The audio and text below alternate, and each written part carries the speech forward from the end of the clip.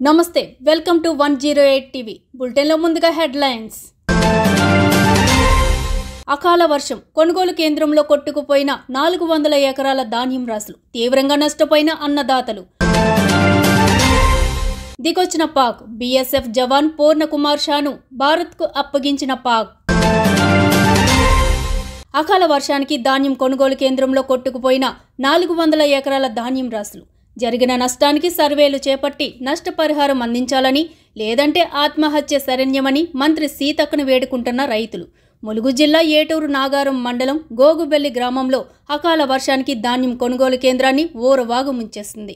కొనుగోలు సెంటర్ల వద్ద సెంటర్ నిర్వాహకుల పర్యవేక్షణ లోపం, లోడింగ్కు సిద్ధంగా ఉన్న బస్తాలు మిల్లర్లు లోడు చేసుకోకపోవడమే కారణమంటున్న బాధిత రైతులు. క్వింటాకు 10 కిలోల తరుగు తీసేస్తేనే మిల్లర్లు లోడింగ్ తీసుకుంటామన్నారని రైతులు ఆరోపిస్తున్నారు. తెల్లవారితే మిల్లుకు వెళ్లే బస్తాలు కూడా వరదలో తడిసి ముద్దయ్యాయని ఆవేదన చెందుతున్న రైతన్నలు. పెట్టిన రైతులో ఉన్నాము. నేను 3 ఎకరాలు పెట్టిన, 1 లక్ష రూపాయలు అప్పు తెచ్చిన. కట్టుకునే టయానికి, పంట చేతికి వచ్చిన టయానికి ఏం లేకుండా మొత్తం కొట్టుకుపోయింది. మొత్తం నీళ్ళ పాలైంది. నడువుల బట్టి వరదలే మొత్తం. మేము రైతులను చూసుకుంటూ అక్కడ ఏడ్చుకుంటూ ఉన్నాం, కానీ కనీసం ఏం చేసుకుని మా పంట నాపుకోలేని పరిస్థితిలో ఉంది.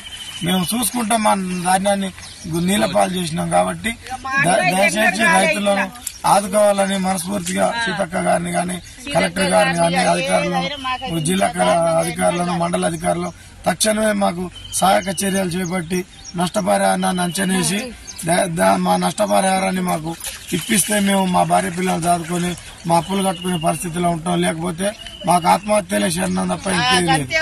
దయచేసి మమ్మల్ని ఆదుకోవాలని మేము మనస్ఫూర్తిగా జిల్లా యంత్రాంగాన్ని.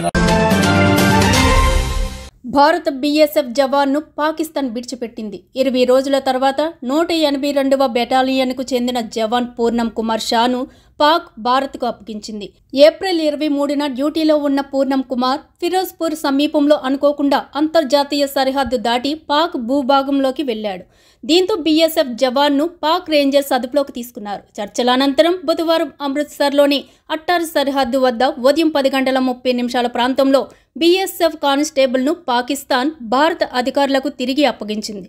పశ్చిమ బెంగాల్కు చెందిన షాను ప్రస్తుతం భద్రతా అధికారులు విచారిస్తున్నారు.